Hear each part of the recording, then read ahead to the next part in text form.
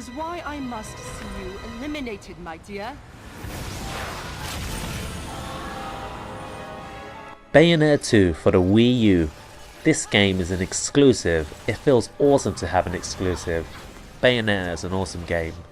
If you don't have a Wii U, is it worth you purchasing a Wii U just to play this game? Well, if you're a Bayonetta fan, I would say yes, this game is good.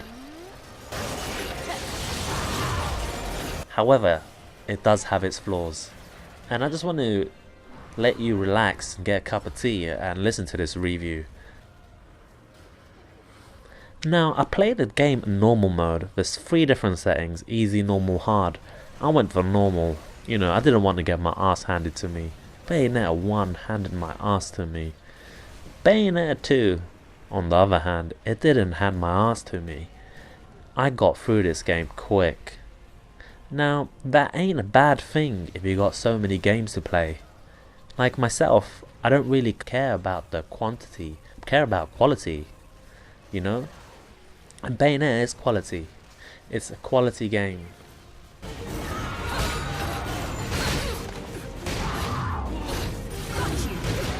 It has 60 frames per second. If you know anything about fighting games like Street Fighter, you know that every fucking frame matters. And this game, I'm telling you, you can execute some sweet combos if you just know how.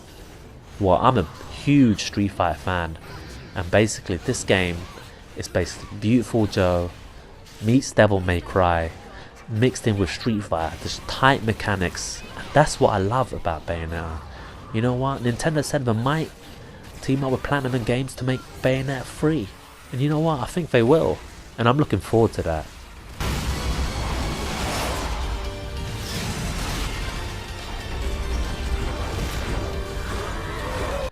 The story in this game is, well, it's Bayonetta. It's pretty crazy, and what the makers of this game did were basically something really smart.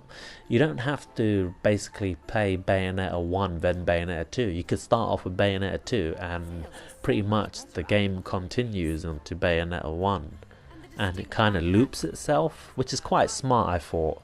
You don't really need to play 1 or 2. You could pick any one up and play. So if you're like me, you know, Bayonetta 1 was the first game I played, and I only beat it recently, and Bayonetta 2, it kind of explains more what happened in the story, and it's kind of dope in that sense. It like really made sense. You know, her memory losing, she got a father there, and it's like, holy shit, like, damn, okay, it's good. I had to play Bayonetta because of the bloody story, you know.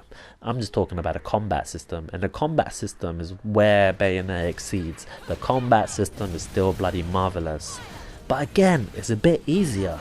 This time, the witch time is a bit more easier to do. Well, it's a lot more easier to do. But your witch time is shorter than in Bayonetta 1. So it's easy to do and it's shorter. That means you have to be closer to the enemies.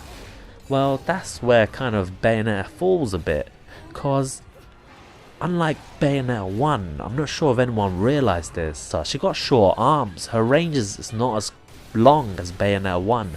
Her range is a lot shorter, so you have to be close to the bad guys in order to punish them. However, if you go through the option menu, you could equip different weapons and gloves and chains, and you could have different perks on them. So Bayonetta's X and A attacks will be different, you know, and she could whip you and do these crazy type of combos on you.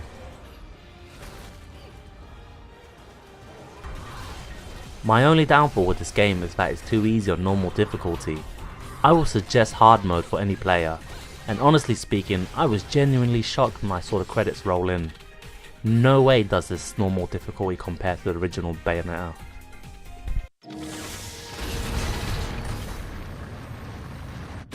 Instead of Aphelium in Bayonetta 1, we now have Muspellium. These are basically side quests in the game. Did you guys know the word Muspellium is actually a word about one of the 9 worlds and the home of the fire giants? Like, where the hell did they get that word from? It also means end of the world through fire. In Bayonetta 1, I didn't even complete one side mission. the Ephylium. I didn't complete one, it was so bloody hard. Bayonetta 2, the Muspellium, I completed every single one of those. It was in fact quite easy. If you beat these side missions, basically you unlock hearts, and every 4 heart pieces you collect make a hole, so your life bar extends for every 4 hearts you collect. And you also get these jewels basically, and these kind of increase your magic power, but basically you could do your supers a bit longer. The lollipops make a comeback, but this time they're kind of retarded. You don't need them. In that sense, it makes Rudon's shop a bit pointless. I didn't have to purchase as many lollipops as Bayonetta 1. So that kind of led me to have upgrades a bit more quicker. And in order to get more halos or more monies, you have to basically kill bad guys. But in order to obtain monies quicker, you could also go online and play. Another new thing about Bayonetta 2 is the tag climax mode. This is a new online feature, but if you can't get online, you could play with the CPU. During the tag climax mode, I easily got online and managed to play with some dude. The matches did not lag at all, and the game held its sharp, responsive gameplay. The tag climax mode reminded me very much of Castlevania Order of Escalade. All you do is beat bosses and bad guys one after the other. Whoever does the most damage wins, basically, when you're playing online. And just to put it out there, tag climax is a great way to earn halos, basically money.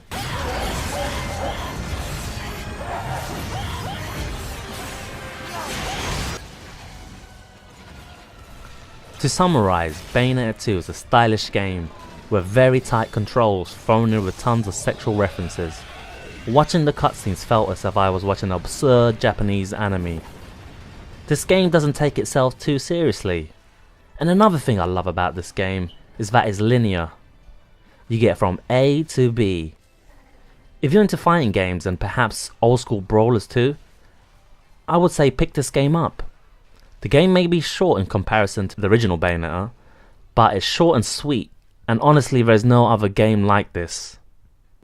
And a message to Platinum Games, please bring back the dancing ladies. I miss that, it kinda summed up Bayonetta for me.